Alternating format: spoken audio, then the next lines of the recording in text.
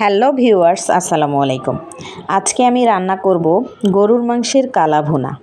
তো এই রান্নাটি করার জন্য আমি প্রথমে কিছু গরুর মাংস নিয়ে কেটে পরিষ্কার করে পানি ঝরিয়ে ওজন করে দেখি 1300 গ্রামের মতো মাংস নিই। এই জন্যই নেওয়া হয় যে আমি যেই কালা ভুনার মশলাটা ব্যবহার করব সেটা 2 কেজির জন্য। তো আমি ওজন দিয়ে দেখলাম যে আমার এখানে কতটুকু মাংস আছে, যাতে আমি মশলাটা সঠিকভাবে ব্যবহার করতে পারি। এবার হচ্ছে আমি আমার অন্যান্য মশলাগুলো সব রেডি করে নিয়েছি। সেখানে আমি পেঁয়াজ কুচি, আদা বাটা, রসুন বাটা, আদা কুচি, রসুন কুচি, শুকনা মরিচ, তারপরে হচ্ছে টমেটো সস আর সরিষার তেল নিয়ে নিই। এখন আমি পরবর্তী রান্নার কাজে চলে যাচ্ছি।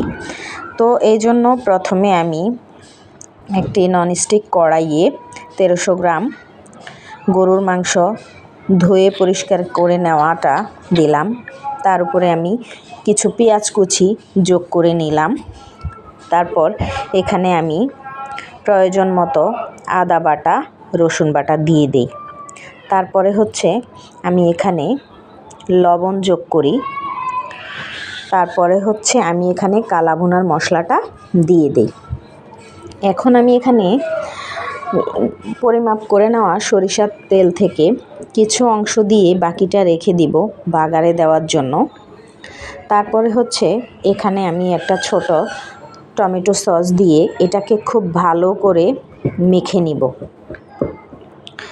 ভালো করে মেখে তারপর আমি এটাতে হচ্ছে একটু পরিমাণে পানি যোগ করব এবং ওই পানিটা দিয়েই আমি হচ্ছে রান্নাটা কষাবো, যাতে করে অতিরিক্ত পানি না ওঠে। কারণ হচ্ছে এই পানিটা আমি কষানোর সময় এমনভাবে চেষ্টা করব যাতে পানিটা একদম ভালোভাবে কষাতে কষাতে শুকিয়ে উপরে তেল উঠে যায়, কারণ তাহলেই রান্নার স্বাদটা বেড়ে যাবে। তো এখন আমি ননস্টিকটা ঢেকে চুলায় বসিয়ে দেই। চুলায় বসিয়ে আমি এটাকে কিছুক্ষণ পর পর ভালো করে নেড়ে চেড়ে দিব, যাতে করে চুলার নিচে না লেগে যায়। তো আমি এভাবে নেড়ে চেড়ে ভালো করে পানিটা শুকিয়ে তেলটা যখন উঠে আসবে রান্নার উপরে, তখন আমি এখানে ফুটানো গরম পানি যোগ করব। যোগ করে আমি প্রায় রান্নাটা 1 ঘন্টার মতো করব। তো এভাবে আমি অনেক সময় ধরে রান্না করার পর মধ্যখানে আমি প্রায় 10-15 বার মতো এটাকে ভালো করে নেড়ে চেড়ে দিব। তো এভাবে আমি এটাকে ঢেকে রান্না করব এবং কিছু সময় পর পরই আমি এভাবে নেড়ে চেড়ে দিব, যাতে করে হচ্ছে রান্নাটা নিচে লেগে না যায়। এবং আমি ততক্ষণ অপেক্ষা করব যতক্ষণ না একদম ঝোলটা কমে উপরে তেল উঠে যায়। তো এইভাবে রান্না করতে করতে আপনারা দেখতে পাচ্ছেন যে অনেকটাই হচ্ছে পানি শুকিয়ে তেলটা উপরে উঠে গেছে এবং খুব সুন্দর একটা ঘ্রাণ আসছে রান্নায়। এখন আমি রান্নার পরবর্তী পর্যায়ে চলে যাব। তো সেজন্য আমি শুরুতে একটি কড়াই বসিয়ে সেখানে বাকি সরিষার তেলটুকু দিয়ে কিছু পেঁয়াজ কুচি দিয়ে একটু হালকা নেড়ে তারপর আমি সেখানে রসুন কুচি যোগ করি এবং 4-5টা শুকনা মরিচ কেটে একটু ভালো করে ভেজে নেই। তো যখন দেখব যে পেঁয়াজটা প্রায় একটু বাদামি কালার হয়ে আসছে, তখন আমি এখানে আদা কুচিটা দিব। তারপর হচ্ছে আমি রান্না করা মাংসটা বাগারে কিছু অংশ দিয়ে ঢেকে দিব। তাহলে হবে যে বাগারের যে ঘ্রাণটা সেটা মাংসের মধ্যে ঢুকে যাবে ভালো মতো।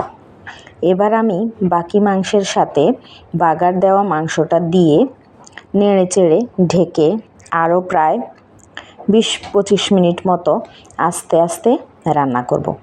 এখন আপনারা জানেন যে কালা ভুনার মশলায় 2টি প্যাকেট থাকে। তো ছোট প্যাকেটটাতে যে মশলাটা থাকে সেটা হচ্ছে রাঁধুনির গুঁড়া। তো রান্নার এই শেষ পর্যায়ে আমি এখন ওই রাঁধুনির গুঁড়াটা এখানে মিক্স করে হচ্ছে নেড়ে চেড়ে এটাকে আমি ভাজা ভাজা করব। তো মূলত রান্না শেষ হয়ে যায়, তারপরেও আমি আস্তে আস্তে করে এটাকে নেড়ে চেড়ে ঝোলটা শুকিয়ে এটাকে আমি রান্না করি। তো এখন আমি পরিবেশনে যাচ্ছি। তো শুরুতেই আমি একটি প্লেটে মাংসটা নিয়ে আপনাদেরকে দেখাচ্ছি যে মাংসটা কত সুন্দর হয়েছে। তো আমার ভিডিওটি আপনাদের কেমন লেগেছে? যদি ভালো লেগে থাকে তাহলে অবশ্যই লাইক করবেন এবং শেয়ার করে আপনাদের বন্ধুদেরকে দেখার সুযোগ করে দিবেন। ধন্যবাদ সবাইকে। আজকে এই পর্যন্তই। অন্য একদিন দেখা হবে অন্য কোনো ভিডিওতে। সবাই ভালো থাকবেন, সুস্থ থাকবেন এই কামনায় বিদায় নিলাম। আসসালামু আলাইকুম।